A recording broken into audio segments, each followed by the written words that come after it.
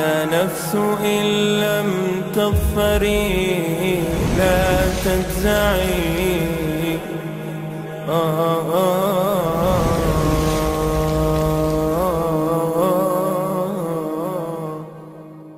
وطهارة على قسمين، طهارت بدون نواس. القسم الأول طهارة معنوية. أول طهارت معنوی است که بچشم نمیبینیم و هي طهارة القلب من الشرك. چقدر خوب گفت. قلب تا شرک با هیچ ذره شرک نمونه. ذره شرک، نه شرک سیاسی، نه شرک قبر، نه شرک بت، نه شرک رهبری. بسیاری در شرک رهبر گرفتاره. میگه رهبر ما که هرچی گفت ما گردن میتونم. شرک مشرک میشه. الله که هرچی گفت لا طاعت للمخلوق فی معصیت الخالق. مخلوق اطاعت نمیکنی در گناه خالق باشه. پدر مادر بسیار حق داره. الله میگه و این جاهداک علی ان تشرک بی ما لیس لک به علم فلا تطعهما. اگه کوشش کرد شرک کنی به ما آنچه که علم نداری، اطاعت پدر مادر نکن در گناه. در هیچ گناه اطاعتشون نکن. شوهر بالای خانم بسیار حق داره، اما اگه تقاضای گناه را کرد اطاعتش نکنی. وش کرده باید بگو نه شوهر جان نمیکنم. گفت که من میخوایم، تو بد میکنی که میخوایم نمیشی تو اسلام. نه گفت طلاقت میتون، بگو زود دیگه نمیال توقع وارد کن با بالای من. کاش که تو خانه ما باشه. یک شاگردم پیش ما آمد، گفت عروسیم است، خودش دیندار با یک بیدین نگرفته بود. اگه تو دینداری چرا بیدین نمیگیری؟ گفت من شوهرم میگه در عروسی بیا در هتل همیشه اولم لباسای سفید بود باشه، اینجا معلوم باشه این کولای پلوس باشه و کارش. هم یک لباس بیایایی غربی هست، نه سفید.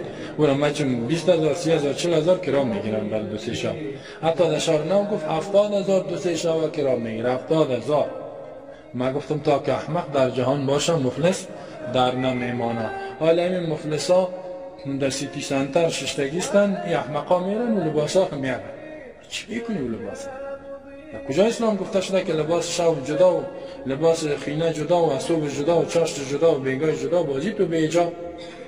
گفت من گفته که اگه این کار نکنی باز بسیار خفه میشه. من گفتم تو چی میگی؟ گفت من ایران هستم. تو چرا ایران هستی؟ برش بگو که حرام است. من گفت خفه میشم، بگو الله میتونه این میال قلبت بترپانه. زود تمیال ما جدا شو. گفتم که تزوی جای نشی که باز سر تو دوسی میکنم. خودش دوس خواست تو رو هم خراب میکنه. من ایران میمانم با بعض دخترای دیندار. داد دین میزنه میره یک بیدین انتخاب میکنه. این میال گفتم میلاشو. زود میلاشو.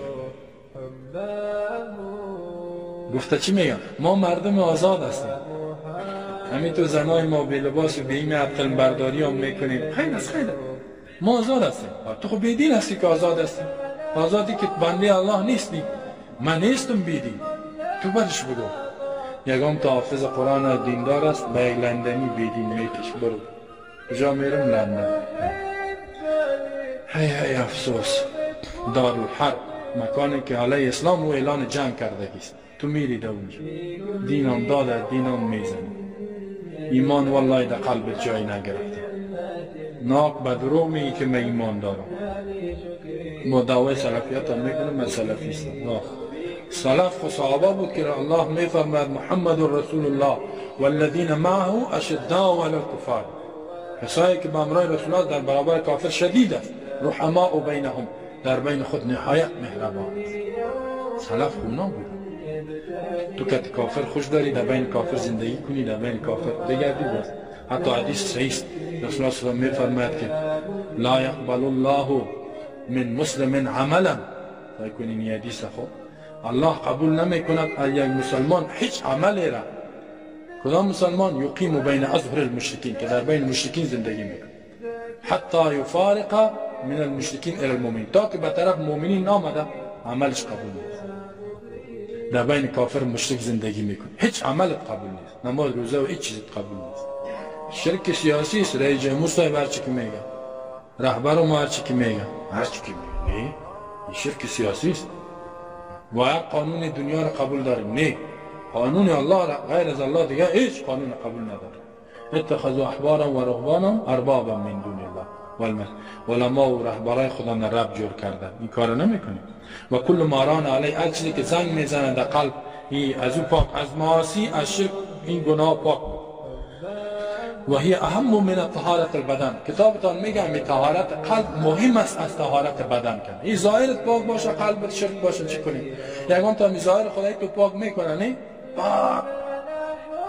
من چون که در روز چند دفعه برز دانه میزنه پاک و عطر دید صاف لشم کده خودم میره و لباسای خودم چقدر روزی یک دریشی را تبدیل میکنه، حتی شال چاش یک تا بیگا دیگه تا در روز 30 دریشی را تبدیل میکنه. اما قلبش یک مرداری و مرض شرک خورد. این بسیار مهم. به مزقت احشای كل ممزق رمى